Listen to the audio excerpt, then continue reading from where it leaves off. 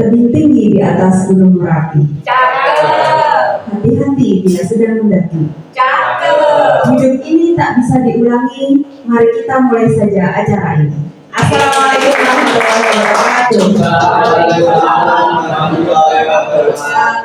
Yang terhormat Bapak Sony Syarifuddin SPD selaku Kepala SMA Nasional Malang, yang kami hormati Ibu Hafidatul Mahmuda SPD selaku calon guru penggerak angkatan 11 Kota Malang yang hari ini akan melakukan diseminasi budaya positif, yang kami hormati Bapak Ibu SMA Nasional Malang, Bapak Ibu guru, ada Ibu Novia, ada Pak Mus, ada Pak Chandra, kemudian ada Bu Laini, dan yang kami hormati Bapak-bapak asistensi mengajar dari Universitas Negeri Malang.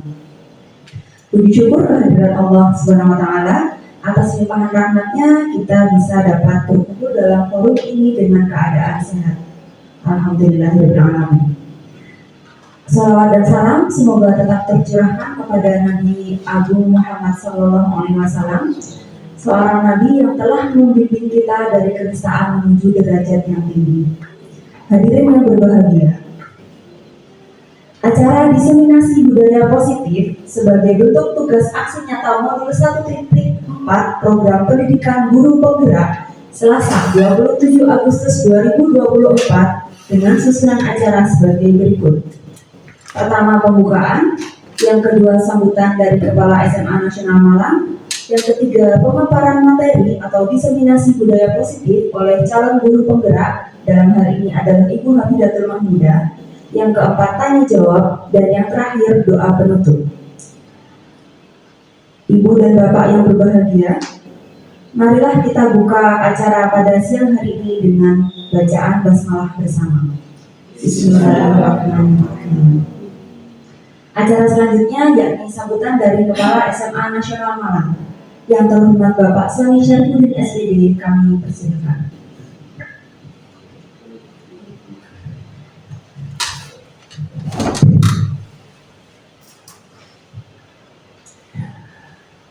Bismillahirrahmanirrahim. Assalamualaikum warahmatullahi wabarakatuh. Selamat siang, salam sejahtera bagi kita semuanya. Om Swastiastu, Namo Buddhaya, salam kebajikan, rahayu.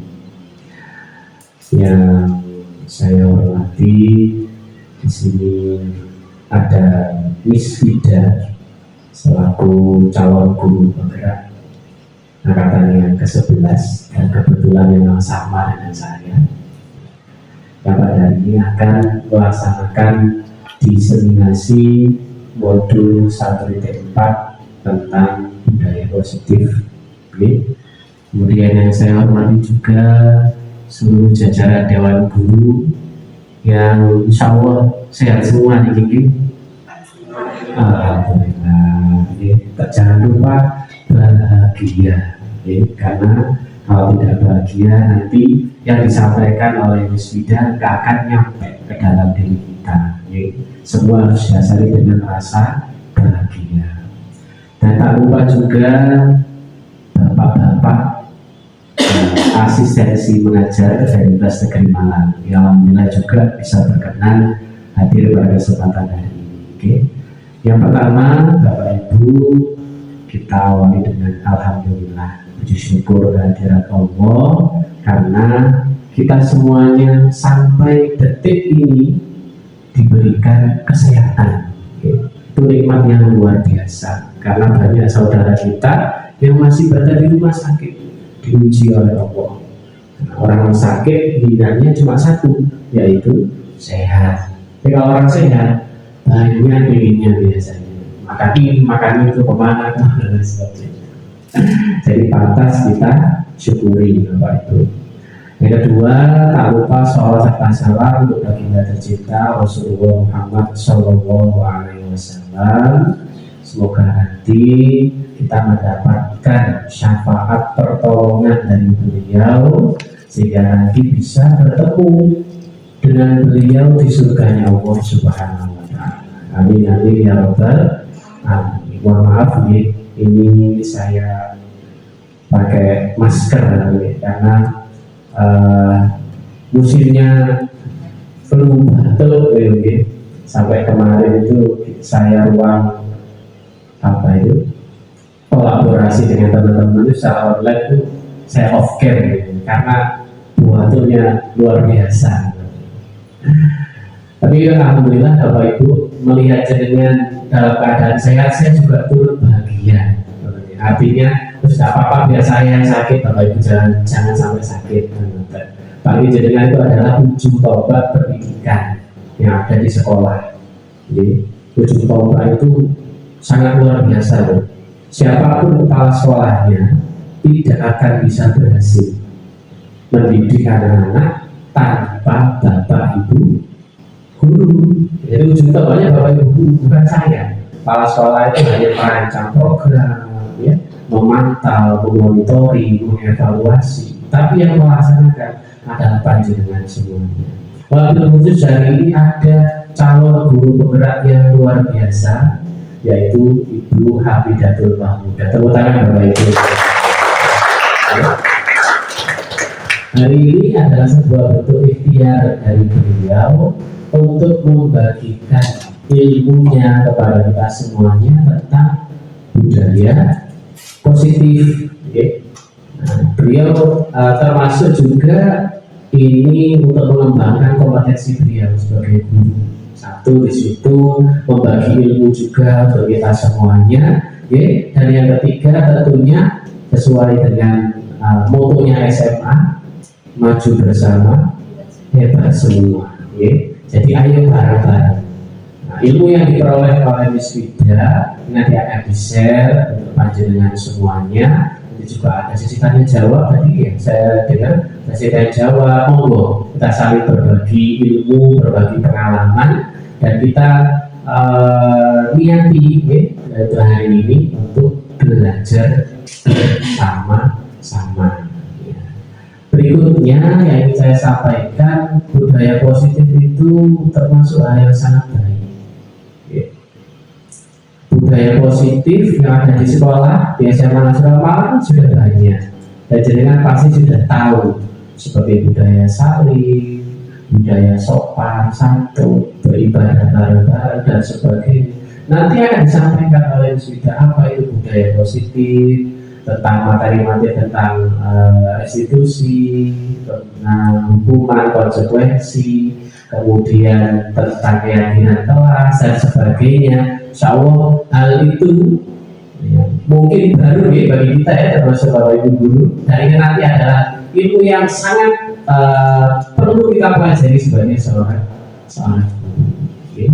Jadi sekali lagi terima kasih Miss Wida untuk diseminasi kali ini, semoga bisa memberikan banyak manfaat untuk kita semuanya, terlebih khusus untuk Bapak Ibu guru. Semoga diberikan kelancaran dan kemudahan. Mungkin itu yang bisa saya sampaikan. Billahi taufiq wal hidayah. Assalamualaikum warahmatullahi wabarakatuh. Waalaikumsalam warahmatullahi wabarakatuh. Terima kasih disampaikan kepada Bapak Sani Syarifudin. Monggo Bapak. Terima kasih banyak. Monggo Pak Ibu.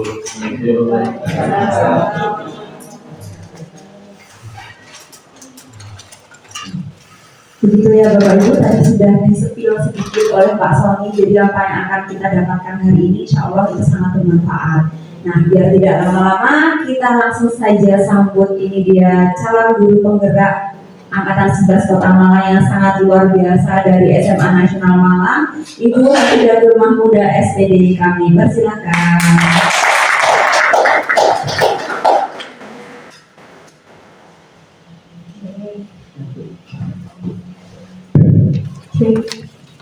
Bismillahirrahmanirrahim. Assalamualaikum warahmatullahi wabarakatuh. Waalaikumsalam warahmatullahi wabarakatuh. Sebelumnya saya ucapkan terima kasih banyak kepada Ibu Binti Murayanate juga sebagai calon guru penggerak sama di sini boleh kasih tepuk tangan yang baik untuk luar biasa ya. Yang Ibu Diana yang tadi juga sudah melaksanakan diseminasi seperti itu. Dan sekarang it's my turn everyone. Jadi selamat datang rekan-rekan hebat dan yang terhormat kepada Bapak Ibu Guru. Terima kasih sekali sudah berkenan hadir di sela-sela waktu yang sangat padat seperti itu, nggih. Dan juga kepada bapak-bapak, nah ini juga tidak ada ibunya, bapak-bapak asistensi mengajar dari Universitas Negeri Malang. Terima kasih yang sebesar-besarnya atas kehadiran dan berkenan panjenengan untuk mendengarkan sedikit dari ilmu yang mungkin semoga saja ini berkah dan bermanfaat bagi kita semua. Nah ini biasanya saya memang narsis begitu terkenalnya. Tak kenal maka tak sayang begitu. Saya adalah Hafidatul Mahmuda, biasanya dipanggil Miss Fida, kebetulan guru bahasa Inggris di sini Pak Bu. Saya adalah DGP Angkatan 11 Kota Malang di SMA Nasional Malang. Nah, sebelumnya biar tidak sepaneng, kita pantun dulu ya. Tadi kan dibuka oleh pantun oleh Bu Yana. Saya juga ingin pantun nih. Nanti dibilang cakep ya, Bapak Ibu. Jalan-jalan ke pasar ikan. Ikannya gemoy kayak saya dan juga murah. Wahai Bapak Ibu sekalian, yuk ikut acara ini dengan sumringah. Semoga bahagia semua, belum ini udah pertanyaan romantik. Nah, ini intinya kan kita berbagi lah, saya juga nanti mungkin ada berbagi pengalaman dari Bapak Ibu juga. Itu juga sangat penting ya bagi perkembangan kita semua, utamanya siapa lagi yang akan kita tuju, yaitu perkembangan anak didik kita, yaitu murid, seperti itu. Nah, saya mulai dulu sedikit, menurut Bapak Ibu di sini apa yang dimaksud dengan budaya positif? Nah, karena kan kita bicara tentang diseminasi budaya positif seperti itu. Dan juga jika sudah diterapkan di sekolah, apa saja sih contoh penerapan budaya positif di SMA Nasional Malang khususnya? Dan kenapa atau mengapa budaya positif itu penting untuk diterapkan?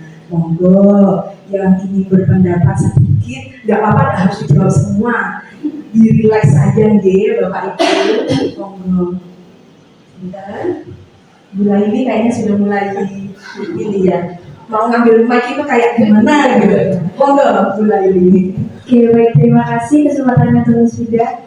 Mungkin saya mau menjawab yang nomor satu dulu. Apa yang dimaksud dengan budaya positif? Kalau menurut saya, budaya positif itu suatu kebiasaan yang menimbulkan efek yang bernilai positif, terutama dari kebiasaan dirinya, dari akhlaknya, seperti itu. Kemudian untuk yang kedua, apa saja contoh penerapan budaya positif di sekolah, khususnya SMA Nasional? Selama saya menjadi guru di SMA Nasional, budaya positifnya yang pertama adalah budaya salim.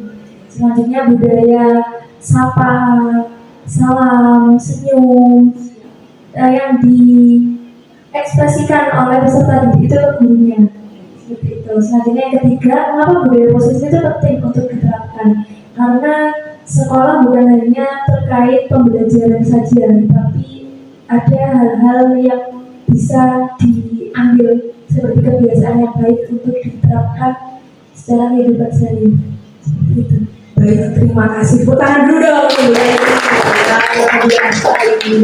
Jadi kurang lebih kalau saya rangkum sedikit jadi budaya positif mungkin kalau kita kenalnya seperti 5S seperti itu Bapak Ibu. Sapa, salim, senyum, sumringah.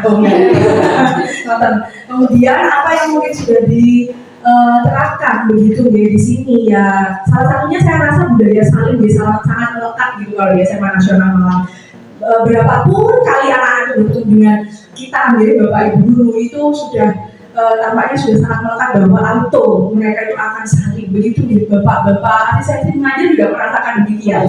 Dimanapun Bapak berada ketika ada murid pasti mereka akan saling gitu. Nah kemudian budaya positif itu kenapa kok penting untuk diterapkan? Nah di sini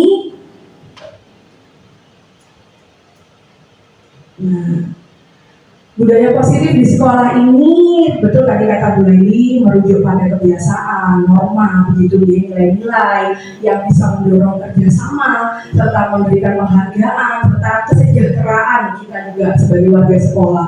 serta ini adalah pondasi begitu ya, supaya anak-anak itu secara sosialnya, emosionalnya, serta akademiknya itu bisa terbus gitu ya bahasa Inggrisnya gitu, jadi supaya bisa meningkat begitu. Dan pentingnya budaya positif ini tentunya berdampak pada motivasi belajar anak. Jadi kalau kita nanti sebagai bapak ibu guru atau warga sekolah kita benar-benar membiasakan budaya positif ini, maka itu akan langsung membius anak-anak sehingga mereka merasa bahwa wah di Sumanas itu nyaman banget kayak gitu. Jadi enak banget sekolah di Sumanas. Nah itu sekarang tidak langsung secara emosional membuat anak ini merasa bahwa dia ini selain senang, akhirnya akademiknya juga akan meningkat ataupun non akademik prestasinya begitu ya. Dan juga di sini mereka akan cenderung lebih termotivasi untuk belajar, menjalin hubungan yang sehat serta mengatasi tantangan dengan percaya diri. Kurang lebih seperti itu. Nah, di sini ada beberapa poin. Jadi konsep itu yang akan saya sampaikan pada siang hari ini mengacu pada yang pertama disiplin positif dan nilai-nilai kebajikan universal, teori motivasi, hukuman, penghargaan, dan restitusi. Kemudian ada keyakinan kelas, kebutuhan dasar manusia, kemudian ada posisi kontrol guru dan segitiga restitusi. Jadi nanti keenam ini yang akan berusaha saya jelaskan kepada Bapak Ibu sekalian.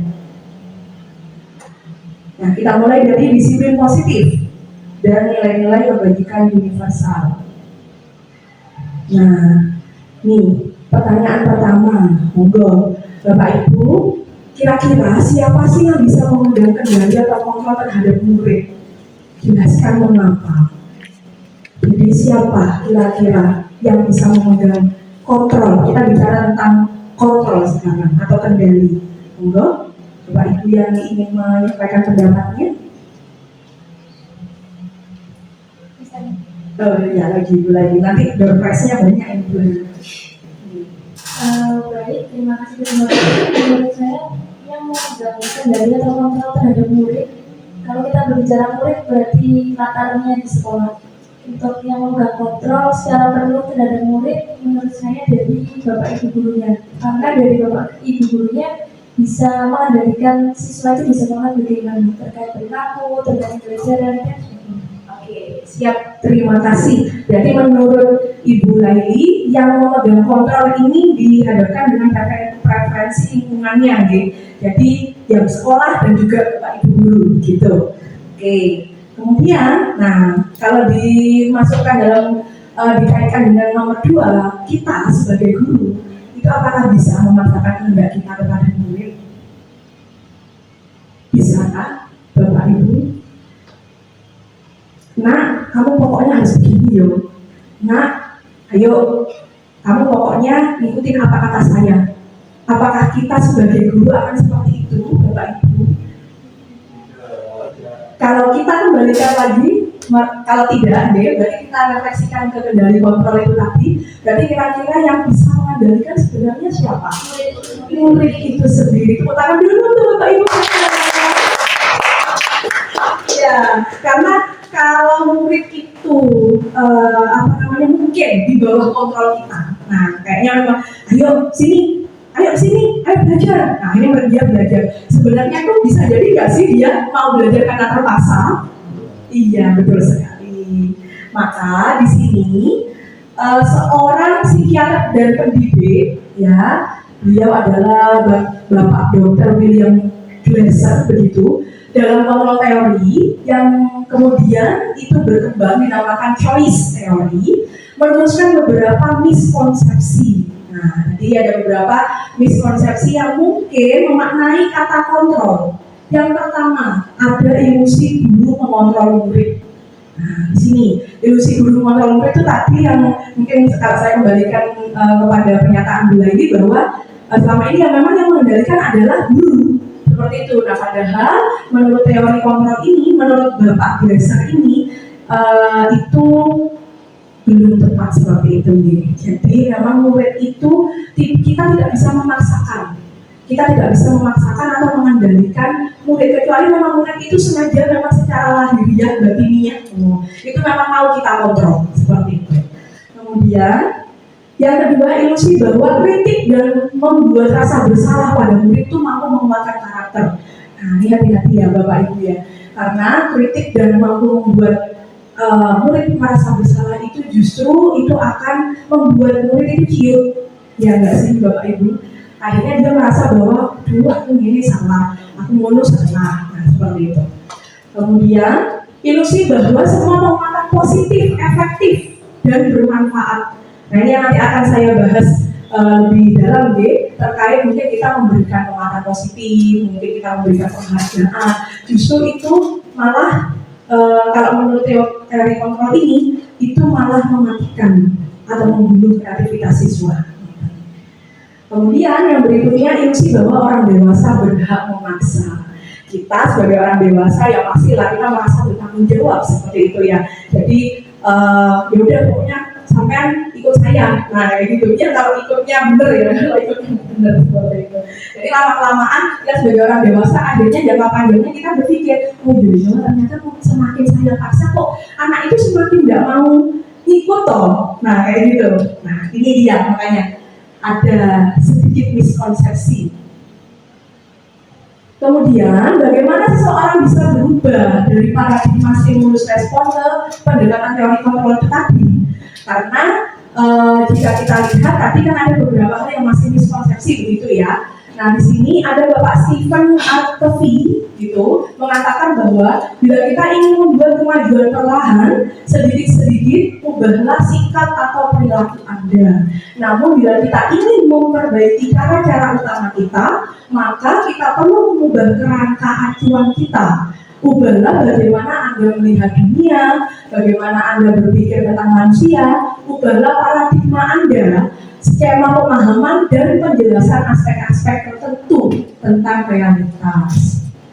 Nah, di sini saya ingin menunjukkan bagaimana sih kita mengubah paradigma stimulus respon ke pendekatan teori kontrol. Jadi stimulus respon itu bisa terlihat deh, Bapak Ibu. Mungkin ada yang bisa membacakan untuk saya. Untuk yang pertama, stimulus respon.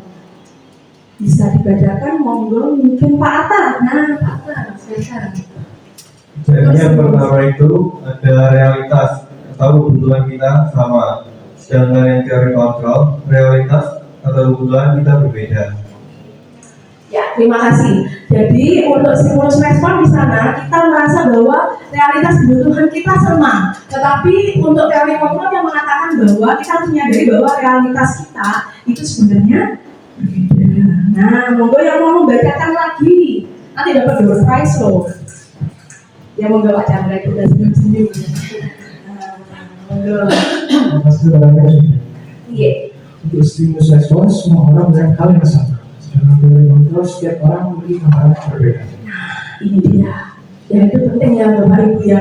Jangan menyamaratakan murid begitu. Nah jadi karena mereka ini kan adalah makhluk yang unik ya sebenarnya ya. Jadi mereka datang ke sini itu bukan dalam kondisi yang sama semuanya, pasti latar belakang mereka juga berbeda-beda. Jadi bagaimana cara teori kontrol kita, yaitu setiap orang memiliki gambaran berbeda terhadap hal tersebut. Nah boleh mungkin dibaca satu kali lagi. Nah, monggo pilih saja kalau ini yang panjenengan ingin membaca. Ya, Bapak nih. Oke, siap. Pak Ihsan, betul? Oh, Pak Ihsan. Oh ya, ini saya kan main tebak-tebakan tadi. Monggo, pilih salah satu, Bapak. Ya, untuk stimulus respon, orang lain bisa mengontrol saya. Teori kontrolnya, hanya Anda yang bisa mengontrol diri Anda. Iya, betul sekali. Jadi, yang diambil kayaknya juga tepat ya ini. Orang lain bisa mengontrol saya, tetapi pada teori kontrol sebenarnya hanya kita sendiri yang bisa mengontrol kita sendiri. Nah, kemudian mungkin kalau saya tambah sedikit, itu juga saya bisa mengontrol orang lain. Nah itu stimulus responnya. Teori kontrolnya kita ubah paradigmanya bahwa kita semua tidak bisa mengontrol orang lain seperti itu. Jadi memang ya biarkan semuanya, kalau menurut ilmunya ya Dewantara bahwa murid itu kita itu sebagai petani. Jadi kita itu benar-benar menyebarkan benih kepada murid sehingga murid itu bisa berkembang sesuai dengan kodrat zaman dan kodrat alamnya, kurang lebih seperti itu.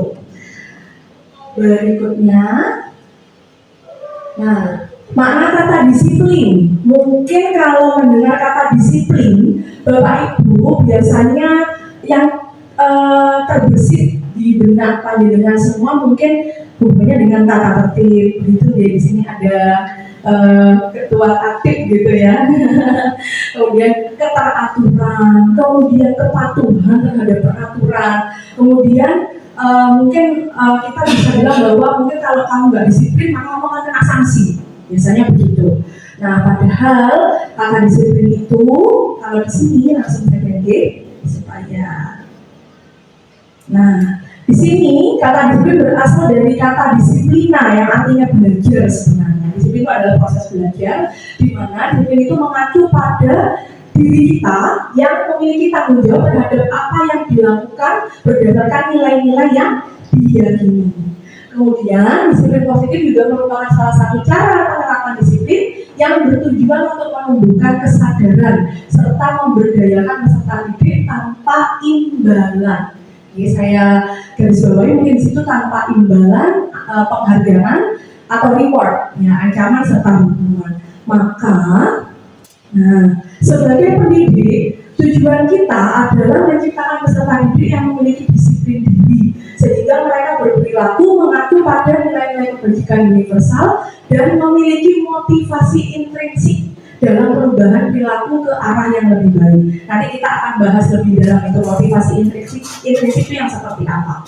Jadi harapannya memang itu motivasinya muncul dari anak, dari dalam diri anak sendiri. Gitu.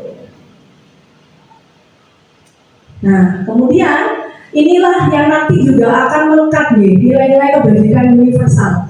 Nilai yang sudah disepakati bersama lepas dari suku bangsa, agama, bahasa maupun latar belakangnya. Dan nilai-nilai ini merupakan payung besar dari sikap dan perilaku kita, atau nilai-nilai ini merupakan fondasi kita untuk berperilaku. Nah, ini nanti kalau hubungannya dengan disiplin kemudian ada nilai-nilai kebajikan itu tadi, maka akan muncul yang namanya budaya positif. Salah satu nilai-nilai yang kita pakai, yang sedang kita pakai di kurikulum Merdeka ini, yang biasa disebut profil pelajar Pancasila. Kira-kira nilai kebajikan apa nih yang ada di dalamnya? Apa saja? Boleh raise your hand? Iya, boleh pakai mic-nya Pak. Nah, kalau disebutkan semua nggak apa-apa Pak. Monggo. Ada apa saja? Oke, gotong royong. Keberagaman. Oke. Ketuhanan yang Yesus. Iya, takwa kepada Tuhan Yang Maha Esa. Oke. Juga pada musyawarah ya. Kalau di SMA ini. Oke, ya berarti masuk ke gotong royong itu tadi. Oke, siap. Ada lagi Pak? Iya, oke. Ada yang mau menambahkan mungkin? Untuk profil pelajar Pancasila, apa saja nilai kebajikannya? Berkebinekaan, global, seperti itu. Kemudian bernalar kritis. Apalagi tadi? Ya udah saya skill aja. Mandiri. Iya, mandiri. Terima kasih, Ge. Nah, ini ada beberapa contoh nilai kebajikan dari beberapa institusi atau organisasi begitu. Yang akan saya jelaskan di situ tadi sudah disampaikan oleh Pak Chandra juga. Ada beriman yang bertakwa kepada Tuhan Yang Maha Esa, kemudian berkebinekaan global, gotong royong, mandiri, kreatif, dan bernalar kritis.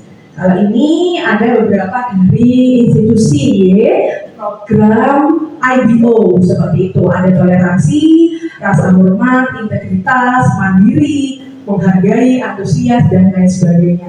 Kalau keterampilan hidup atau life skills itu ada nilai-nilai kebajikan dapat dipercaya, lurus hati, pendengar yang aktif, tidak merendahkan orang lain. Yang ini nanti harapannya nilai-nilai kebajikan itu bisa ada kita tumbuhkan bersama-sama melalui budaya positif itu terhadap anak didik kita. Nah, ini monggo yang mau menjawab lagi, saya undang lagi Bapak Ibu. Strategi apa yang mungkin selama ini Bapak Ibu sudah terapkan untuk menanamkan disiplin positif pada murid-murid panjenengan? Kalau memang sudah, bagaimana hasilnya pada perilaku murid-murid? Dan mungkin nilai kebajikan apa sih yang sedang berusaha Bapak Ibu tanamkan kepada murid-murid? Tadi kan sudah ada contohnya dari profil pelajar Pancasila, nggih. Nah, ini kira-kira kalau panjenengan sendiri sudah melakukan strategi apa untuk disiplin positif di kelas Bapak Ibu? Nah, ini mungkin ada yang belum berbicara. Saya coba ingin mendengar suara indahnya seperti itu, nggih. Monggo. Nanti kalau Pak Mus saya kasih bagian nanti Bu, pertanyaan yang sulit. Monggo. Makanya kita berlangsung ini ya. Iya Ibu, supaya ramai yang biasa ini kita ice breaking dulu ya biar kayaknya siang udah mulai pusing begitu ya. Baik, terima kasih Miss Vida yang luar biasa semangatnya on fire terus.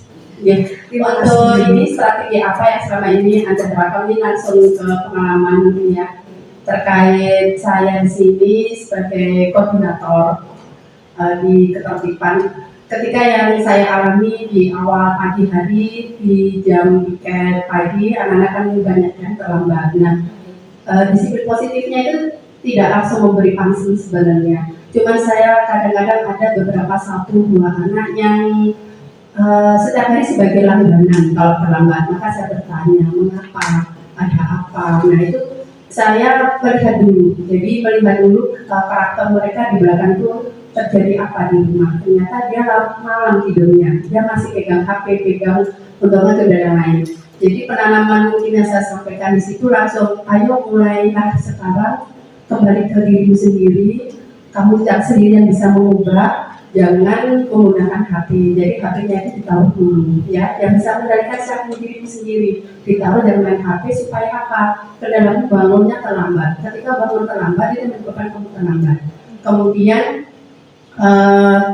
yang belum yang belum bisa saya gali dari beberapa anak itu kontrol diri mereka itu kayaknya masih butuh orang lain. Jadi ketika menyadarkan dia sendiri jangan main game, tapi kayaknya dia masih tidak bisa. Jadi setiap hari itu masih terlambat. Jadi hasilnya belum terlihat. Hanya masih langganan aja anak-anak aja sampai sekarang pun dari kelas 10 sampai masih belum ada. Itu jadi kayak bagaimana ya? Apakah nanti ini penguatannya, restitusinya seperti apa? Kadang-kadang itu jadi dilema. Katakanlah disiplin kita bikin peraturan punishment di teori tidak boleh seperti itu, ya harus seperti apa? Nah, mungkin nanti bisa membantu Miss Vida di sini untuk mengatasi kendala di sekitar kita itu. Nilai kebajikan apa yang Anda berusaha tanamkan pada murid Anda di kelas? Kalau saya tadi penanaman ini aja ya, penanaman menyadarkan diri supaya dia mampu mengubah perilaku dia yang mungkin bisa berimbas dia tidak disiplin, jadi kebiasaan dia yang kurang baik. Siap. Jadi mungkin lebih ke arah ini ya Bu ya, kemandirian mereka sebenarnya untuk sadar bahwa gimana sih ini kok terus-terusan seperti ini, kemudian pendekatan dari Bapak Ibu guru ini sebenarnya juga ada kurang-kurang ya Bapak Ibu.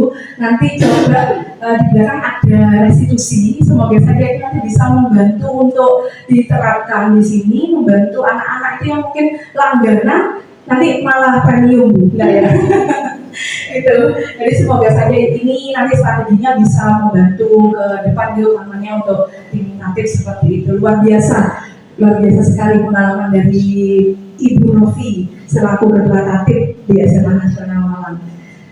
Kemudian Nah, sebelum masuk ke teori motivasi, hukuman dan penghargaan, ya restitusi seperti itu. Ini saya ingin panjenengan supaya agak bergerak sedikit gitu, ya, ice breaking sedikit. Nah, ini saya punya yang namanya tepuk merdeka, ya, Bapak Ibu. Jadi saya bagi yang di sebelah kiri saya. Nanti kalau saya sampaikan merah, maka Bapak Ibu yang di sebelah kiri saya bisa clap your hands satu kali mengucapkan mer. Bisa ya. Kemudian kalau yang sebelah kanan saya akan menyampaikan putih. Maka kalau putih tepuknya 2 kali sambil ngomong D, merde. Nah yang tengah sendiri ini suaranya harus paling kenceng ini ya, karena kodenya adalah Garuda. Nah merah, putih, Garuda. Mau masih agak susah gitu ya. Jadi nanti yang tengah ini suaranya harus kencang sendiri. 2 orang nggak apa-apa itu. Saya anggap ada 20 orang gitu. Nah nanti menjadi ini ya, tepuk tangannya menjadi 3 kali sambil mengucapkan K gitu ya. Boleh sambil ngomong. Kita cek dulu. Oke. Merah.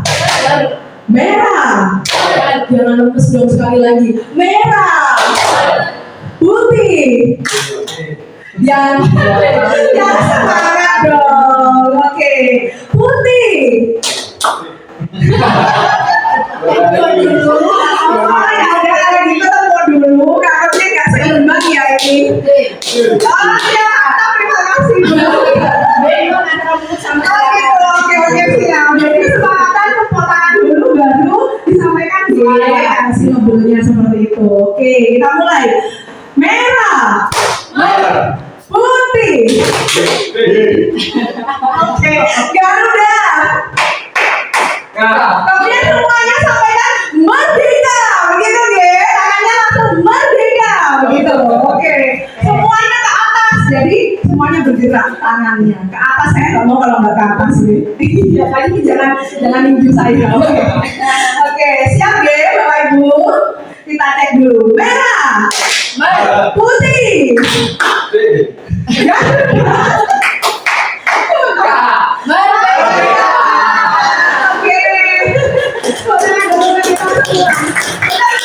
ini sudah makan siang belum? Nanti kita coba lagi ya. Sebelum nanti kita pergantian lagi, ini tampaknya biar tidak membosankan begitu ya. Aduh, mohon maaf ya Bapak Ibu. Berikutnya kita masuk ke teori motivasi. Nah, monggo saya ingin salah satu membacakan kasus yang ada di layar. Dan hari ini kayaknya supaya tidak terdistract. Nah, pertanyaannya saya skip dulu. Bu Fafa mungkin bisa membacakan? Iya. Monggo. Baik, terima kasih. Saya mohon izin bacakan terkait kasus yang terdapat dalam workbook. Iva kurang menguasai pelajaran matematika, sehingga pada saat pelajaran tersebut berlangsung, dia lebih banyak berdiam diri atau menggambar di buku pelajarannya. Pada saat guru matematikanya, Pak Seno, menanyakan pertanyaan, Iva menjadi gugup dan tak sengaja menjatuhkan tasnya dari kursi, serta tiba-tiba menjadi gagap pada saat berupaya menjawab. Seluruh kelas pun tertawa melihat perilaku Iva yang bicara tergagap dan terkejut tersebut.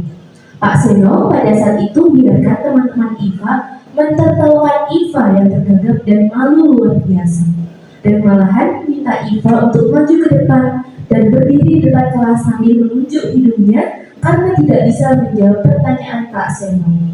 Kelas makin gaduh dan anak-anak pun tertawa melihat Iva di depan kelas memegang ujung hidungnya.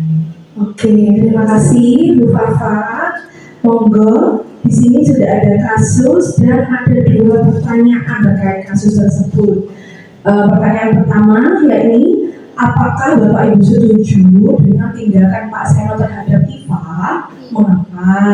Ya, ada yang ingin langsung menjawab? Oh, luar biasa. Dibagi ya Bu ya. Jadi Bu Fafa mau 1 atau 2? 1 aja. Oke, siap. Kalau yang kedua, menurut Anda tindakan Pak Seno terhadap terhadap IFA itu adalah sebuah hukuman atau konsekuensi. Nah, mengapa? Monggo, Bu Fafa jawab dulu. Baik, terima kasih Miss Wida. Apakah Anda setuju dengan tindakan Pak Seno terhadap IFA? Mengapa? Saya pribadi tidak setuju dan sangat tidak setuju dengan tindakan Pak Seno terhadap IFA. Karena apa? IFA tidak memahami pembelajaran matematika. Tetapi dengan adanya tertawa dari teman-temannya, seperti itu membuat dirinya semakin merasa kecil, sehingga dia akan semakin takut dan merasa tidak percaya diri bahwa dia mampu untuk belajar.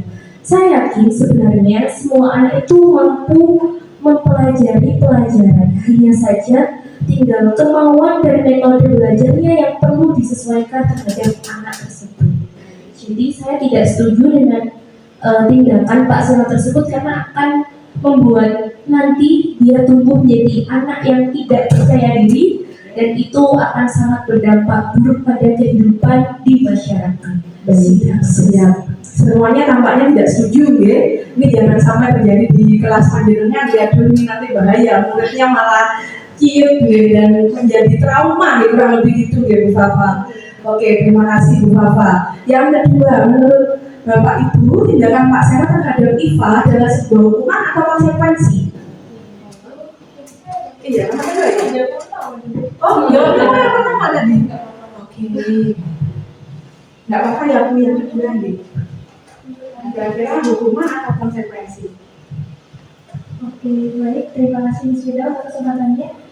Tindakan Pak Seno terhadap IFA dari sebuah hukuman atau konsekuensi. Kalau menurut saya pribadi ya, saya masih belum mengerti terkait materinya, tapi menurut saya itu sebuah hukuman karena kalau dari perspektifnya siswa di sini kan IFA belum memahami pembelajaran dengan baik. Tapi dari sikap dan tindakannya Pak Seno memperlakukan IFA itu tidak mengubah apapun dari tingkat pemahamannya IFA.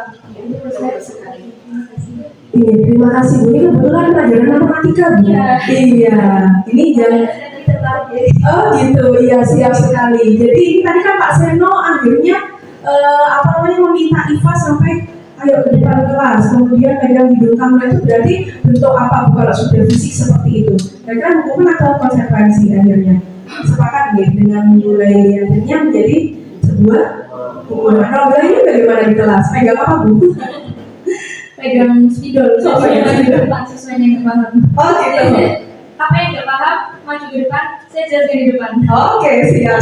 Di buku kan jadinya siswanya kayak tetap nggak bisa ini, tetap nggak bisa ya. Kalau maju jadinya dia ada pressure, dia harus paham di depan. Oke.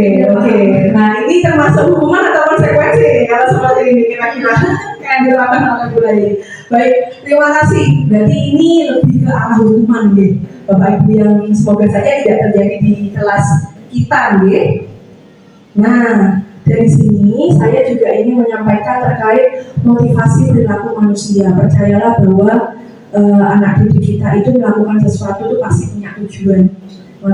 Baik itu baik ataupun perilaku yang buruk seperti itu. Dan ini yang tadi sempat disenggol sedikit, ada motivasi ekstrinsik serta motivasi intrinsik. Kalau motivasi ekstrinsik di sini ada kita melakukan sesuatu, terkadang anak muda kita melakukan sesuatu karena ingin menghindari ketidaknyamanan atau hubungan.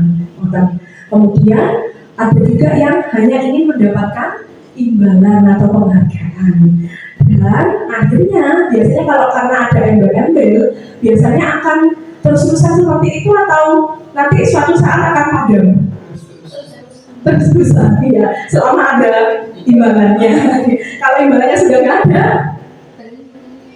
ya bisa jadi motivasinya akan turun. Nah, itulah kenapa di sini kita perlu untuk menumbuhkan motivasi intrinsik dari murid kita, yaitu supaya mereka mau menjadi orang yang memang mereka inginkan dan memang menjadi diri sendiri, menghargai dirinya dengan nilai-nilai yang merdeka juga. Ini seperti itu. Kemudian, nah di sini tadi untuk kasusnya Pak Seno dengan IFA begitu nih. Kira-kira itu masuknya identitas apa nanti Bapak Ibu? hukuman berarti identitasnya iya, jangan sampai menumbuhkan identitas gagal ya Bapak Ibu yang mungkin sesekali. Tapi kalau sesekalinya itu, nah itu dia ya, dilihat dulu mungkin dari kadar bagaimana siswanya kondisinya. Karena perlu diketahui kalau hukuman itu biasanya sesuatu yang menyakitkan menyakitkan bagi siswa. Kemudian kalau kita geser sedikit ke arah kanan, itu ada dua identitas sukses, yaitu juga termasuk disiplin, modern. Yang satu adalah bentuk konsekuensi, dan yang satu adalah restitusi. Konsekuensi mungkin kita benturkannya dengan adanya aturan seperti itu sehingga anak mau untuk disiplin. Jadi sesuatu memang harus terjadi. Tapi kalau restitusi itu adalah pilihan bagi mereka, gitu. Kemudian biasanya hukuman juga itu tidak nyaman gitu ya bagi murid, dan juga biasanya murid akan merasa tersakiti. Tetapi kalau untuk konsekuensi itu memang tidak nyaman juga sih untuk murid, tapi dalam jangka waktu yang pendek. Sedangkan kalau restitusi di sini menguatkan murid, dan juga dalam jangka waktunya yang panjang. Dan kalau untuk hukuman di situ korban mendapatkan keadilan, tapi kalau konsekuensi korban bisa diabaikan, tetapi kalau restitusi di sini korban mendapatkan ganti seperti itu. Artinya dia bisa mendapatkan solusi kalau restitusi. Kemudian kalau pada hukuman lagi di situ murid atau anak tersakiti, tetapi kalau konsekuensi murid atau anak dibuat merasa tidak nyaman. Sedangkan kalau restitusi murid ini akan diberikan penguatan seperti itu kurang lebih bagiannya. Nah ini juga bisa dilihat. Jadi saya ambil salah satu untuk hukuman ini biasanya sifatnya tiba-tiba, tidak diharapkan, dan bahkan biasanya sangat melukai.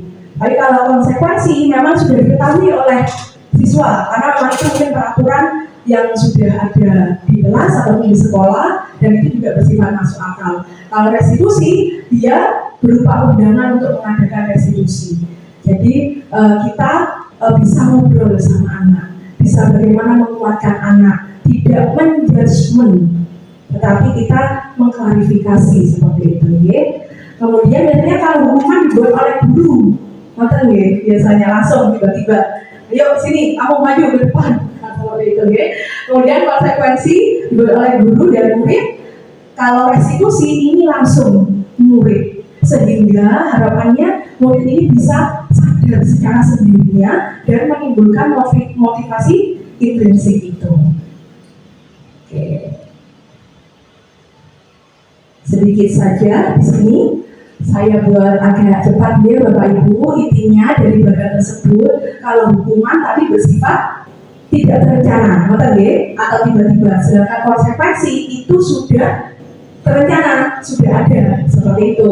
Kemudian sudah disepakati dan disetujui bersama, sehingga mungkin yang mungkin ada pressure tadi kan ya seperti itu. Kemudian sedangkan restitusi, nah restitusi ini adalah proses untuk menciptakan kondisi bagi murid untuk memperbaiki kesalahan mereka. Jadi bisa semoga saja bisa kita terapkan bersama supaya nantinya mereka ketika kembali kepada kelompok mereka, ini menurut dosen itu mereka kembalinya itu tidak dengan hati yang cute, justru karakternya akan semakin kuat. Nah ini untuk teori restitusinya yang menurut Charles dosen. Nah berikutnya, nah ini saya ingin tebak-tebakan sedikit, kira-kira ini hukuman atau konsekuensi Coba siapa yang ingin membacakan? Ya Pak Musni tampaknya tidak ada suaranya ini tadi ya. Monggo Pak sekalian dijawab, tidak apa-apa.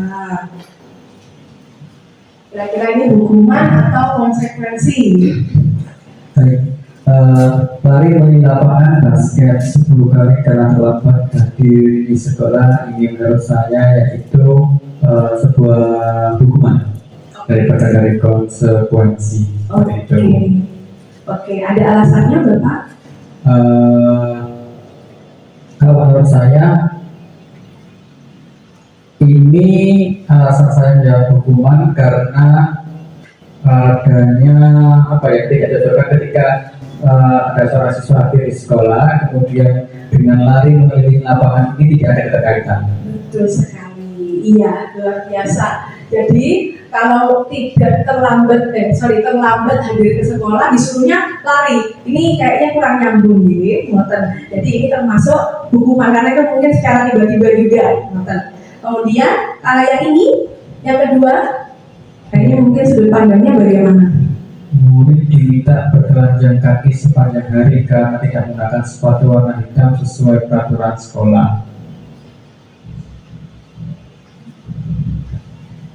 Kalau ini saya menjawab lebih ke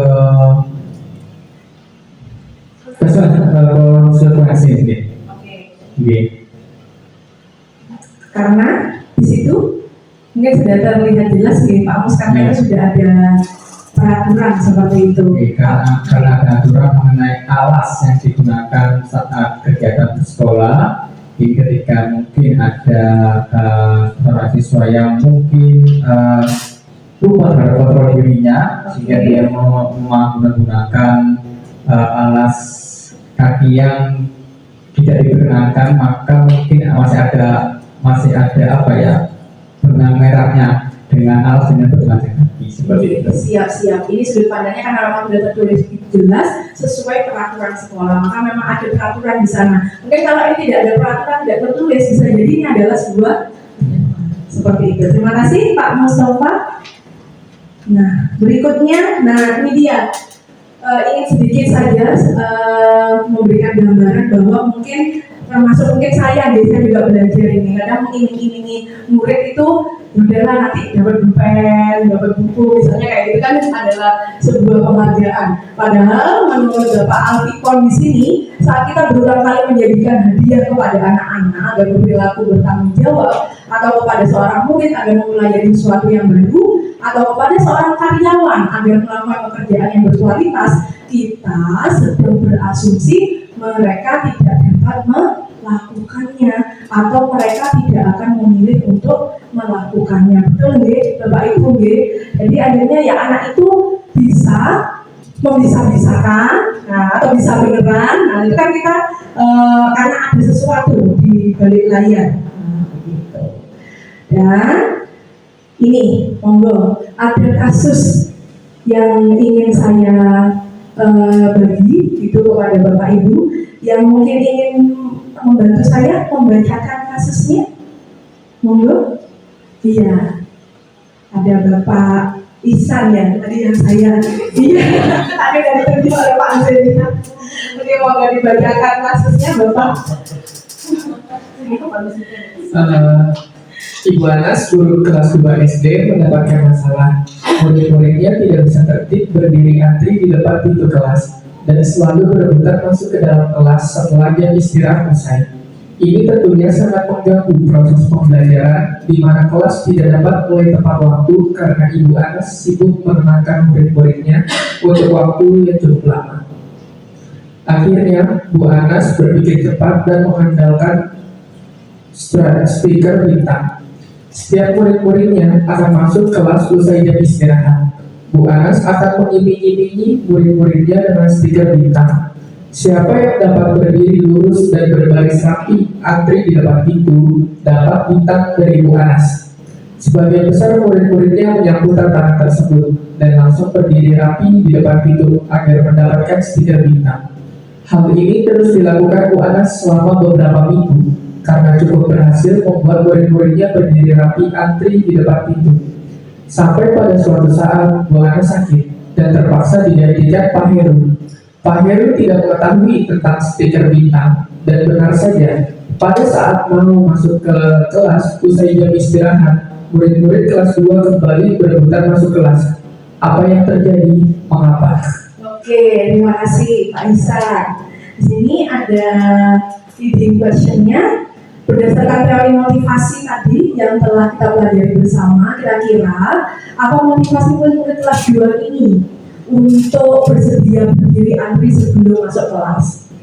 Motivasinya? Motivasi ekstrinsik, yaitu salah satunya tadi karena Iya, karena ada penghargaan berupa stiker bintang gitu, deh. Dan mungkin adakah cara lain supaya murid-murid kelas 2 ini bersedia antri di depan kelas tanpa diberi penghargaan stiker bintang, tapi mereka tetap bisa antri. Stiker bulan. Itu sama saja, Pak. Berarti kita tetap kasih imbalan. Jadi mungkin untuk menimbulkan ini motivasi intrinsik. Nah, kira-kira bagaimana, Pak? Bu, ada ide? Iya, boleh Bu, mic-nya. Baik, kalau menurut saya untuk memotivasi supaya tumbuh dari dalam diri, kita bisa menjelaskan dampak positif dari berbudaya antri seperti itu. Bagaimana nanti dilihat itu nyaman, tidak mengganggu kelas lain. Dengan kata lain, kita menghargai hak kelas lain yang mungkin sedang pembelajaran atau apa, tapi terganggu dengan suara-suara yang berebutan buat masuk di kelas seperti itu. Oke, siap. Jadi mungkin anak-anak diberi pemahaman apa sih benefitnya kalau kita bisa antri tanpa harus diberi penghargaan gitu. Apa sih kalau kita antri, akhirnya dampak positif buat kita itu apa? Sehingga mereka melakukan dengan keyakinan bahwa itu baik untuk diri mereka. Oke, siap. Terima kasih Bu Fafa atas pencerahannya. Jadi anaknya diberi pemahaman dulu gitu ya Bu Fafa ya, kurang lebih ya, supaya kamu ayo antri dengan motivasi dari dalam gitu. Atau mungkin kita beri, jangan stiker bulan ya Pak ya. Jadi mungkin kita beri urutan gitu masuknya gitu. Jadi ayo yang tanggal lahirnya paling muda mungkin berurut sampai yang tua. Nah, ini kan mereka kayak secara tidak langsung tiap hari mungkin gonta ganti situasinya, sehingga mereka sepertinya akhirnya gimana nih nggak mungkin buru-buru nyerobot di depan seperti itu. Oke, terima kasih. Berikutnya, perlu diingat bahwa pemberian penghargaan itu tidak efektif nih Bapak, dan juga dapat merusak hubungan dan menurunkan kualitas serta mematikan kreativitas anak. Jadi ini cuma contoh aja, ilustrasi di situ. Jadi cara kita memberikan penghargaan kepada seorang anak biasanya cukup biarkan mereka itu merasa bangga atas pencapaiannya sendiri. Di sini dicontohkan saat seorang anak belajar untuk pertama kali menggabungkan huruf-huruf atau kata-kata, dan kemudian mereka menyadari bahwa ia dapat membaca urutan-urutan itu. Nah, sehingga biarkan mereka itu merasa terhargai oleh dirinya sendiri ataupun usaha dari dalam dirinya. Yang itulah disebut motivasi intrinsik seperti itu. Oke, berikutnya kita masuk ke keyakinan kelas nih. Sedikit saja di sini sebelum masuk ke keyakinan kelas. Mengapa sih kira-kira kita memiliki peraturan tentang penggunaan helm Bapak Ibu saat mengendarai sepeda motor? Untuk apa kira-kira? Iya, untuk safety atau keselamatan gitu ya, semuanya sepakat.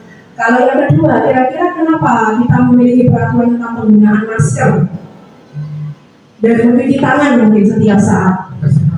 Iya, itu kan adalah keyakinan yang sebenarnya sudah tumbuh gitu. Meskipun mungkin peraturan itu dihapus, tapi kan panjenengan sadar, ataupun mungkin nanti kita terapkan ke anak-anak juga sadar, kan nggak mungkin nulis tangannya kondisi kotor dan seperti itu. Nah, ini dia yang kenapa sih harus keyakinan kelas, kenapa bukan peraturan kelas? Karena biasanya seseorang itu akan lebih tergerak dan juga bersemangat untuk menjalankan keyakinannya daripada hanya sekedar mengikuti serangkaian peraturan tertulis tanpa makna. Jadi ini yang mungkin berusaha, ayo kita bersama-sama berkolaborasi bagaimana menumbuhkan keyakinan kelas itu langsung masuk ke jiwa anak-anak, dalam diri anak-anak, sehingga mereka termotivasi secara intrinsik, bukan karena peraturan, tapi karena dia sudah yakin bahwa kalau saya melakukan seperti ini, maka benefit dia atau manfaat yang saya dapatkan itu seperti ini. Itu harapannya. Tuh.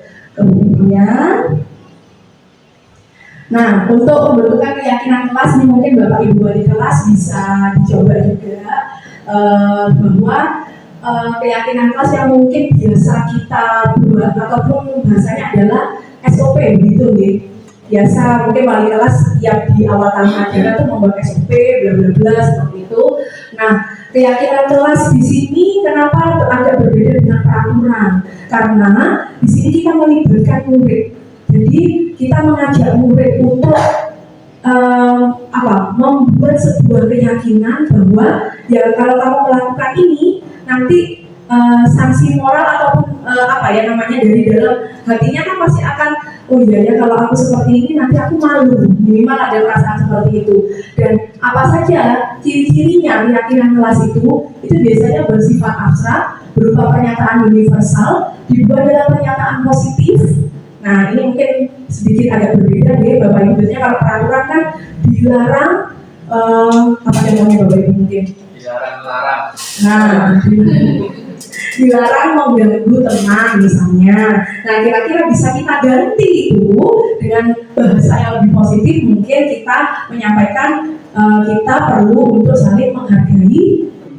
Nah, seperti itu. Jadi tidak ada kata-kata negatif lagi kalau pada keyakinan kelas. Kemudian sedikit saja gitu Bapak Ibu, nggak usah banyak-banyak. Nanti anak-anak tambah bingung. Ini apa sih tak yakini yo? Seperti itu ya. Kemudian sesuai dengan kondisi kelas dan sekolah itu tentu. Kemudian semua warga sekolah atau warga kelas itu dilibatkan. Nah ini bedanya keyakinan kelas dengan peraturan kelas. Dan ini beberapa contoh.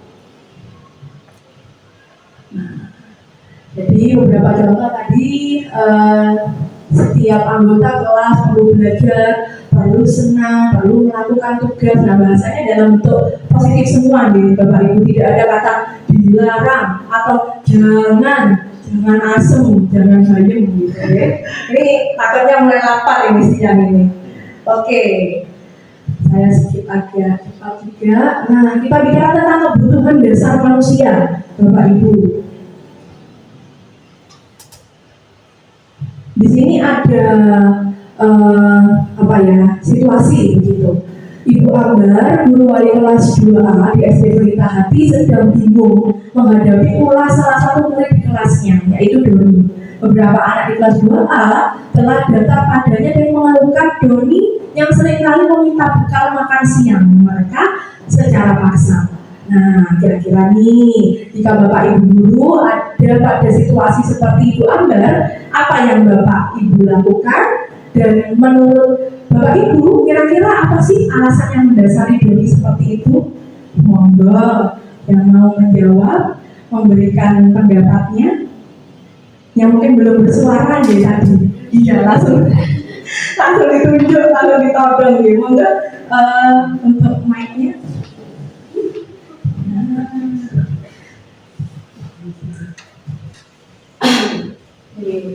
Jadi ceritanya Doni ini suka meminta ini Pak bekal makan siang temannya gitu. Kira-kira untuk menghadapi situasi seperti ini Bapak akan melakukan apa ini?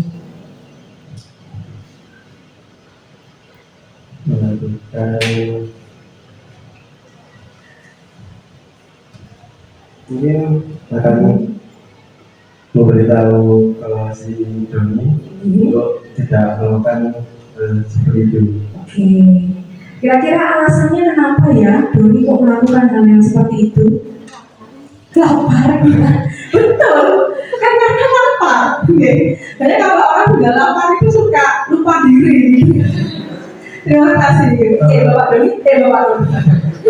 Mungkin untuk alasannya ini karena menurut saya ada masalah di keluarganya atau tidak kayak belum terurus gitu. Iya, betul. Selain karena lapar, nah ya mungkin faktor X-nya di belakang, makanya kita perlu ayo ngobrol sama Doni. Sebenarnya ada apa sih nak kalau sampai seperti itu? Nah ini ada hubungannya dengan kebutuhan dasar manusia, gitu. bahwa kebutuhan dasar manusia itu adalah segala sesuatu yang kita lakukan untuk mendapatkan apa yang kita inginkan, seperti Dodi tadi. Oke, jadi dia ingin makan karena mungkin di rumah belum makan atau tidak diberi makan oleh orang tuanya begitu ya. Ataupun seluruh tindakan yang kita lakukan memiliki tujuan tertentu, dan semua usaha terbaik yang kita lakukan adalah dalam rangka agar kebutuhan dasar kita terpenuhi. Di sini ada 5 kebutuhan dasar manusia. Yang pertama ada kebutuhan untuk bertahan hidup, contohnya kayak Doni karena kelaparan gitu. Seperti itu mungkin bisa terjadi salah satunya itu. Atau mungkin dia kurang kasih sayang, belongingnya yang kurang, dan juga rasa diterima. Bisa jadi temannya karena tidak peduli, akhirnya dia mencari sensasi. Waduh. Kemudian ada kebutuhan dasar manusia yaitu terkait penguasaan.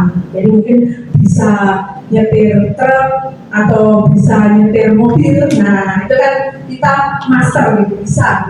Kemudian kebebasan. Kalau kebebasan ini berarti ya hak anak untuk memilih apa tujuan hidup mereka, seperti itu. Kemudian kesenangan, bisa jadi tadi Doni juga hanya ingin bersenang-senang, iya kan? Karena dia sedih terus di rumah mungkin gitu. Oke. Nah ini saya kasih kasus lagi sedikit ya Bapak Ibu. Tahun ini Dimas itu genap berusia 17 tahun. Ia senang sekali ketika ayahnya mulai mengajarkan cara menyetir mobil. Dan setiap akhir pekan, ia berlatih menyetir. Ia terlihat senang sekali berlatih sampai akhirnya ia bisa menyetir mobil dengan baik dan lancar. Ketika ibunya bertanya pada Dimas, apa yang membuat dia ingin bisa menyetir mobil? Ketika jawaban Dimas adalah seperti ini, habis ini kebutuhan apa kira-kira yang ingin dia penuhi? Monggo. Aku merasa bangga dan keren. Kira-kira kebutuhan dasar apa itu? Kesenangan, merasa bangga dan keren. Iya, oke. Kesenangan deh. Ini bukan apa namanya penguasaan, bukan?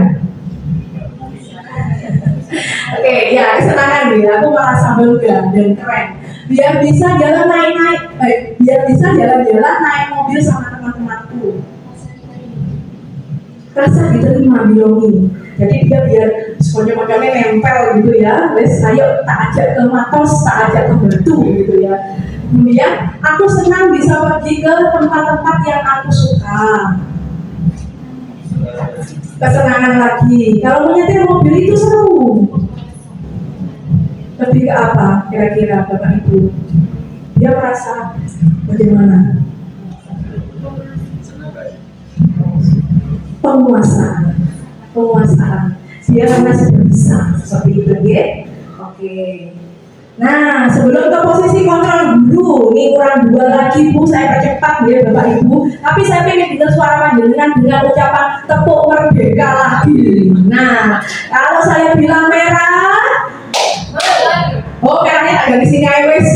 Nah, oke, merah. Nah, mau aku merah.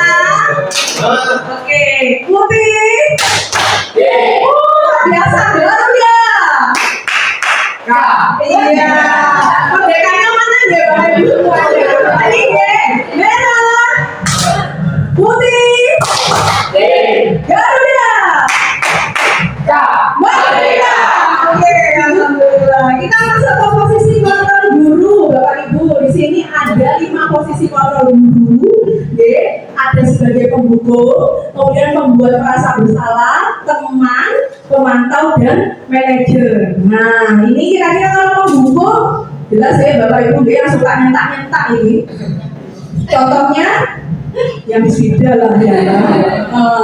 Seorang pembuku ini biasanya menggunakan dukungan fisik gitu ya Bapak Ibu. Kemudian biasanya suaranya keras. Aduh, kayak saya ini merasa tersindir ini. Nah, contoh-contohnya biasanya patuhi aturan saya atau awas saja ya kalau nggak ikut aturan saya. Gitu. Kamu ini selalu saja salah. Pasti selalu yang paling terakhir selesainya. Nah, hasilnya kemungkinan murid itu akan menjadi jiwa yang pendendam, dan juga pemarah. Dan kalau pembuat merasa bersalah, ini biasanya bagus tapi nyelokit gitu bahasanya gitu. Jadi mungkin bahasanya seperti ini, ibu sangat kecewa sekali dengan kamu. Berapa kali sih bapak ini harus memberitahu kamu, gimana coba kalau orang tua kamu tahu kamu berbuat seperti ini. Maka di posisi ini murid akan memiliki ini negatif self talk. Jadi biasanya penilaian dirinya itu selalu buruk akan dia gitu. Dan hasilnya dia akan selalu merasa bersalah, merasa dikucilkan.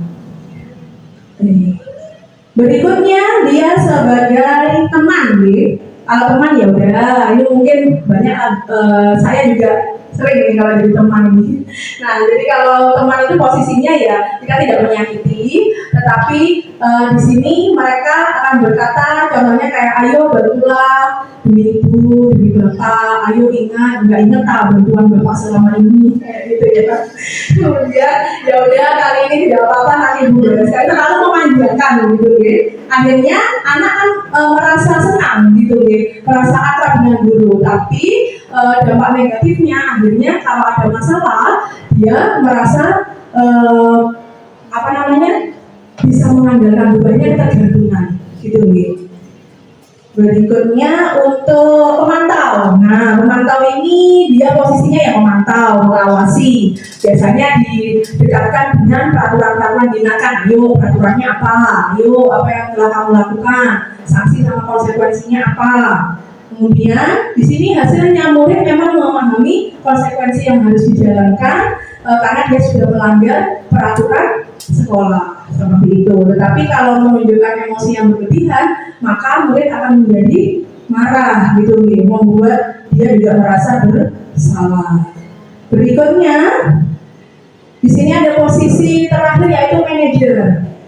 Pada posisi manajer ini, guru bisa berbuat sesuatu dengan murid, berkolaborasi bersama-sama dan mengajak murid, mengarahkan, memfasilitasi supaya murid ini bisa mempertanggungjawabkan perilakunya dengan mengingatkan mungkin, ayo ingat nggak keyakinan kelasnya, ingat nggak keyakinan sekolah kita, kamu meyakini apa? Kalau kamu meyakininya, apakah kamu bersedia memperbaikinya? Kurang lebih seperti itu.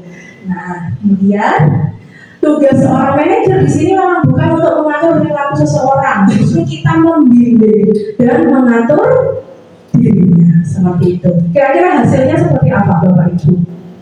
Kalau seperti ini, kalau kita sebagai manajer, anak akan lebih apa? Dapat mengendalikan diri. Iya, bisa mengendalikan diri. Kita juga sebagai guru juga bisa mengendalikan diri akhirnya tidak emosi aja bawaannya seperti itu. Nah, ini yang sebagai manajer ini memang adalah yang paling ideal gitu tapi itu sudah mencakup mungkin juga sebagai pemantau, sebagai teman. Kadang kan tergantung situasi dan kondisi lah Pak Bu. Kan ya kalau di lapangan sama teori kadang memang berbeda, Oke. Nah, ini tebak-tebakan sedikit. Kalau kamu selalu salah ini apa posisinya? Kamu selalu saja salah. Oh, perempuan ya. Iya. Kira-kira kalau ada yang mengatakan seperti ini, maksudnya teori apa ini? Posisi kontrol apa maksud saya? Kamu ini selalu saja salah. Ada pemukul, ada membuat merasa bersalah. Coba kita cek. Nah, pemukul, Oke, kalau yang ini berikutnya, berapa kali sih ibu bapak harus memberitahu kamu selalu saja mengecewakan ibu dan bapak? Iya. Oke, good job. Berikutnya, tolong bantu bapak ya. Sekali ini saja. Iya, udah ya Pak. Ini memang jangan saya urutkan. Kamu sudah melanggar peraturan sekolah. Kamu tahu nggak konsekuensinya? Oke, memantau. Nah, aku pintar semua nih Bapak Ibu guru, tepuk tangan mereka. Oke, nah kira-kira Bapak Ibu di posisi mana nih selama ini? Pembatasan Lebih ke condong ke apa kalau membuat rasa bersalah. Membuat rasa bersalah, bukan menghukum gitu. Oh, bukan, alhamdulillah sudah mulai naik di stepnya berarti gitu. Oke, semoga setelah ini bisa jadi manajer ya. Amin. Nah, jadi anak-anak biar bisa lebih mengetahui keyakinan kelasnya dan motivasi secara intrinsik. Oke, jelas Bapak Ibu segitiga restitusi. Saya cepat saja. Sini kurang lebih segitiga restitusi ini yang nanti insya Allah semoga saja membantu menjawab pertanyaan Bu Novi tadi. Karena di sini ada proses dialog ibu yang dijalankan supaya guru bisa menghasilkan murid yang mandiri dan bertanggung jawab. Mungkin di sini ada segitiga. Di paling awal itu ada menstabilkan identitas, paling bawah kita meyakini bahwa setiap orang pasti pernah melakukan kesalahan.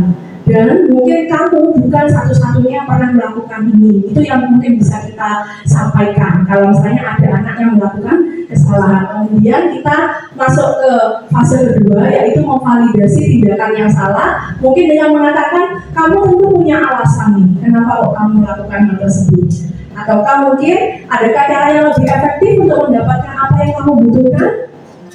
Ketika sudah tenang semuanya, maka kembalikan semuanya ke keyakinan ataupun kita gali motivasi intrinsik dia dengan mengatakan kamu ini sebenarnya ingin jadi orang seperti apa tadi? Kok mendino telat? Enggak ditambah seperti itu ya. Nah, kali ini kita diajarkan untuk mengatakan hal-hal positif begitu, Bapak Ibu. Nah, ini singkat saja. Ini beberapa contohnya. Berdua salah itu wajar, tidak ada manusia yang sempurna. Ini ketika kita ingin menstabilkan identitas siswa. Kemudian untuk validasi tindakan salah, di sini juga kita tanya alasannya kenapa. Pasti anak-anak ini kan kalau melakukan sesuatu pasti punya tujuan, pasti punya alasan gitu. Atau dia sedang ingin memenuhi kebutuhan dasarnya sebagai manusia. Dan menanyakan keyakinan. Nah, ini kita kembalikan lagi ke teori kontrol bahwa pada dasarnya kita memotivasi secara intrinsik, sehingga ayo kita ajak anak-anak melalui segitiga restitusi itu, kita tanya kira-kira keyakinan kelas apa sih yang sudah kamu sepakati sebelumnya, atau nilai-nilai apa sih yang sudah kita sepakati bersama, sehingga dia bisa mencari solusinya. Dengan kita bimbing, dia mencari solusinya sendiri. Itu harapannya. Praktis sebentar ya Bapak Ibu ya. Let's practice. Saya ingin mengundang dua ini kayaknya terhadap kasus ini. Nanti untuk melakukan praktik segitiga restitusi, saya undang ke depan ya, karena tampaknya sudah mulai mengantuk dan capek begitu. Kasusnya monggo ada yang membantu membacakan mungkin sambil siap-siap yang ingin maju. Oh iya, teman-teman ini kompak sekali kok memang. Monggo. Saya adalah di sini kelas 10A di SMA Nasional Malang. Setia pada tugas pembelajaran dari Bapak dan Ibu guru. Bisa sangat cepat dan tangkas dalam mengerjakan tugas-tugas tersebut. Namun ada seseorang bernama Husna yang setiap ada tugas juga selalu mengakhiri Gisel dan mencoret jawaban Gisel. Gisel merasa kesal dan karena Husna selalu meminta jawaban dirinya. Sontak si Gisel langsung menarik bukunya sembari meluapkan amarah dan menunjukkan jarinya ke arah wajah Husna. Ketua kelas 10A yang mengetahui perkelahian tersebut langsung melaporkan kejadian tersebut ke wali kelas. Oke, siap. Terima kasih Bapak. Jadi nanti ada Gisel, kemudian ada wali kelasnya. Berarti saya cuma butuh 2 orang kok Bapak Ibu. Monggo, ini untuk menutup sesi pada segitiga restitusi ini. Setelah itu kita bisa bulan. Monggo, ada yang menjadi wali kelas 10A. Betul saya sendiri wali kelas 10A di sini. Mereka nggak mungkin saya dong. Monggo, Ibu. Ada yang menjadi Husna, silakan volunteer untuk ke depan. Monggo bisa memakai segitiga restitusi. Saya oper ke depan dulu. Bisa memakai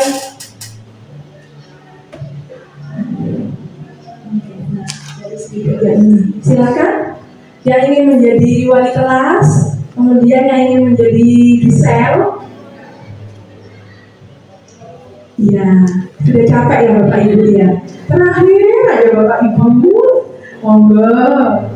Mungkin satu dari Bapak Ibu guru, satu dari Bapak Ibu AM. Jadi biar lengkap tuntas semuanya. Iya, monggo. Bu Laini mungkin mau mencoba. Iya, dengan Bapak Langsung ya. Yang jadi panitia, oke. Bapak hubungannya namanya Gideon deh, jangan bisa. Monggo bisa maju di sini. Iya, maju di sini jadi kayak acting gitu role play. Gitu. Iya. Monggo. Ayo Pak. Ya harus mirip, ya pokoknya kurang lebih seperti itu. Ini tadi siapa namanya? Bisa? Gideon. Oh, Gideonnya. Ya yang tadi apa namanya? Sampai menunjuk jari itu ya Lusina. Oh, itu biasanya suka di kontak gitu. Oh, nah itu pastinya lapor. Ya ketua kelasnya bawanya sudah lapor ya, panjangan ya. Selamat siang Gideon. Selamat siang. Iya. Lagi Lagi kelas ini.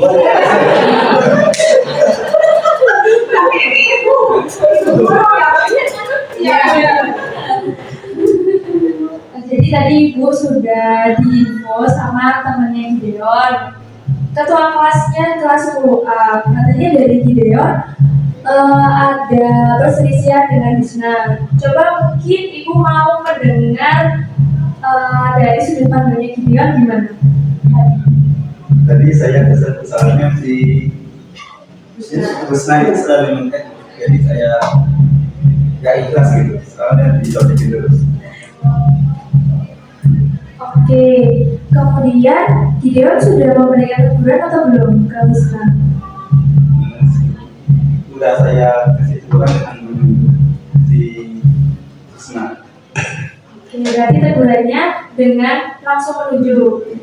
Oke, selanjutnya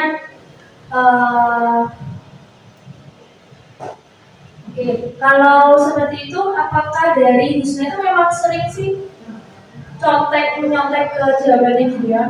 Hampir setiap hari. Oh, hampir setiap hari Husna mencontek. Dan setiap hari Gideon selalu ini menuju gitu. Perasaan yang sakit hati itu menyebab maksudnya langsung. Oh gitu, berarti sebelumnya nggak sampai yang menuju ya? Oke, mungkin kalau dari saya sama wali kelas terkait perilakunya Gideon dan Husna terkait perselisihan ini untuk kedepannya jangan sampai ada aktivitas fisik seperti menunjuk atau mungkin verbal yang kurang enak didengar atau mungkin yang memang itu tidak pantas disampaikan oleh seorang siswa kepada siswa.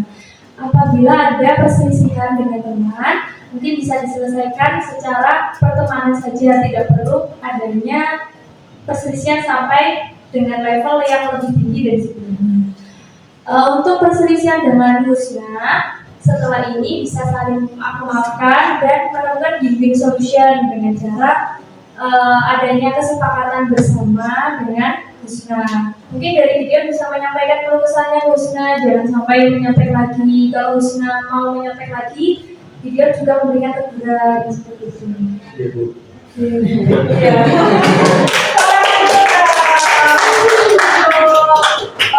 Gideon gitu ya. Untuk Gideon dan juga Ibu Wali kelas begitu. Apakah tadi sudah memenuhi segitiga restitusi Bapak Ibu? Sudah distabilkan dulu ya tadi emosinya dengan mengatakan kamu ngapain sih coba saya ingin tanya gitu. Kemudian Gideon menjelaskan, kemudian Bu Laili menyampaikan jangan seperti itu ya, seperti itu lagi kurang lebih mungkin menyatakan bahwa Gideon pasti punya alasan di balik itu seperti itu. Kemudian kalau dikembalikan lagi keyakinannya ya dengan membuat keyakinan bersama di antara Husna dan Gideon gitu. Baik, terima kasih. Alhamdulillahirabbil alamin. Sedikit saja kita berefleksi Bapak Ibu. Nah, Di sini refleksinya mungkin dari peristiwa. Nah, ini dari peristiwa. Peristiwa apa sih ini yang sedang kita lalui? Kita sedang ngapain selama ini? Di siang hari ini kita ngapain? Monggo yang ingin melakukan refleksi dan perasaannya bagaimana? Mungkin dicampur aja jadi satu, tidak apa-apa. Pembelajarannya apa serta penerapan ke depan bagaimana? Monggo. Sepatah dua kata. Iya. Monggo. Itu boleh Pak request dari semua peserta yang ada di sini. Monggo bisa direfleksikan. Cara singkat begini. Apa nih peristiwanya? Ya ini kita ngapain? Oke. Kita di siang hari ini ngapain? Untuk peristiwa yang saat ini kami laksanakan yaitu mengenai diseminasi dari CGP, yaitu dari Wisida, seperti itu. Untuk perasaan yang saya alami selama mengikuti diseminasi ini, perasaannya senang karena ada beberapa ilmu yang sebelumnya saya belum tahu, sekarang jadi tahu seperti itu. Yang ketiganya untuk pembelajaran.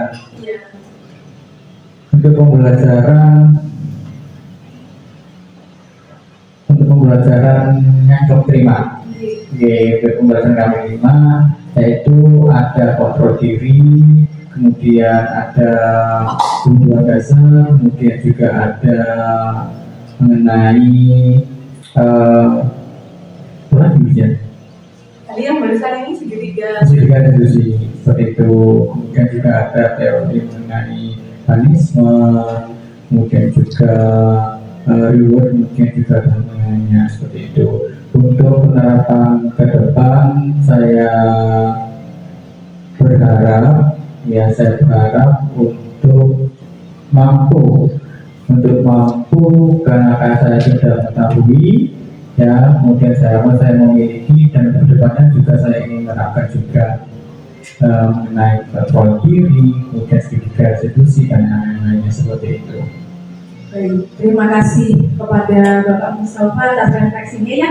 Boleh kalau mau diberi tepuk tangan Bapak Ibu. Oke, mungkin itu saja sekian dari saya. Ada pantun lagi sedikit deh. Pergi ke toko membeli kawan, mampir ke pasar beli terasi. Terima kasih Bapak Ibu hebat. Yuk tetap semangat berkolaborasi. Oke, itu saja yang bisa saya sampaikan. Semoga bermanfaat. Terima kasih Bapak Ibu semuanya. Saya akhiri dulu. Assalamualaikum warahmatullahi wabarakatuh. Waalaikumsalam warahmatullahi wabarakatuh. Terima kasih buat ibu. Terima kasih semua. Tepuk tangannya semangat dong. Jadi saya yakin kalau saya pribadi sih menyimak materinya saya merasa tertampar berkali-kali gitu. Kayaknya oh iya selama ini aku banyak emosi nih ketika ke anak-anak, tapi ternyata nggak boleh sebenarnya gitu. Yang diajarkan Bapak pendidikan kita seperti itu. Baik, untuk sesi yang berikutnya sebelum kita tutup adalah sesi tanya jawab. Silahkan dari Bapak atau Ibu jika ada yang ingin bertanya, boleh terkait materi atau mungkin sharing pengalaman ketika di kelas juga boleh, atau ketika menghadapi murid seperti apa, boleh silakan satu saja.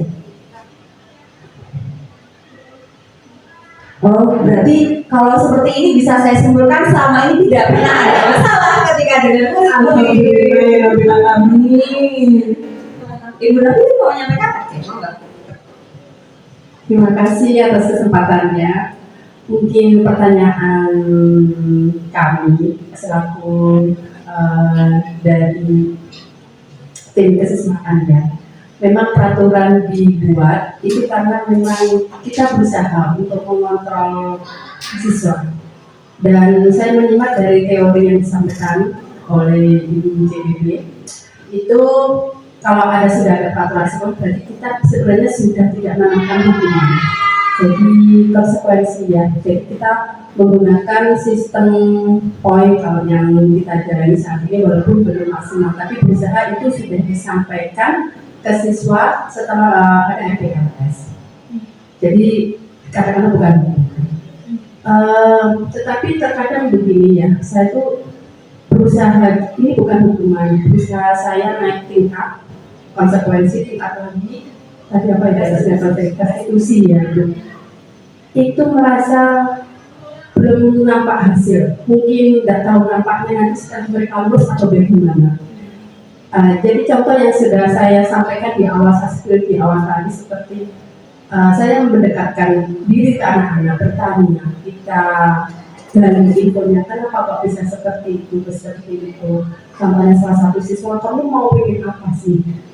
Saya pengen jadi polisi, bukan saya pernah lihat di SW-nya itu dia sangat motivasi temannya, saudara ayahnya itu jadi polisi, kamu ingin jadi polisi, tapi kamu setiap hari seperti ini, masih terlambat dan seterusnya, setiap hari. Jadi kami yakinkan, yuk. Itu saya merasa sudah hampir menerapkan ke apa sudah itu restitusi atau belum, kenyataannya belum bisa berubah si anak ini. Nah, mungkin apakah ada jawaban atau solusi supaya anak-anak ini benar-benar kembali ke hati, supaya dia itu sadar diri, kontrol dirinya bagus. Dan tidak hanya satu siswa ini, ada beberapa siswa yang ketika masuk kelas itu nggak masuk kelas, jalan-jalan, kadang tidak memberi hukuman ke mereka. Sudah memberikan SOP kelas waktu pelajaran misalnya sejam sekian, dikasih waktu 8:30 misalnya harus tepat waktu masuk kelas. Ternyata dia belum bisa. Nah ini harus tahap seperti apa lagi ya menurut supaya efektif berjalan seperti itu. Paling tidak menyadarkan mereka sejauh mana sampai jadi berkali-kali, bahkan itu tahunan mesti ada siswa yang seperti itu gitu. Ada lapornya. Paling tidak bagaimana kita keberhasilan supaya anak itu benar bisa berubah untuk bisa lebih disiplin kembali di diri kita. Terima kasih atas waktunya. Siap. Nanti langsung boleh siap. Nah ini PR ini ya Ibu ya. Iya, karena memang mungkin tadi kalau kita hubungkan dengan kebutuhan dasarnya, bisa jadi mereka sedang memenuhi kebutuhan dasar mereka. Tapi kok ya tahunan, kan seperti itu nih. Berarti kan kebutuhan itu apakah memang belum terpenuhi atau sebenarnya sudah terpenuhi, tapi dia karena akhirnya lihat, oh itu boleh, oh sana boleh. Nah berarti kuncinya adalah kolaborasi seluruh warga sekolah dan kerjasama yang kompak untuk membangun keyakinan kelas atau keyakinan sekolah itu.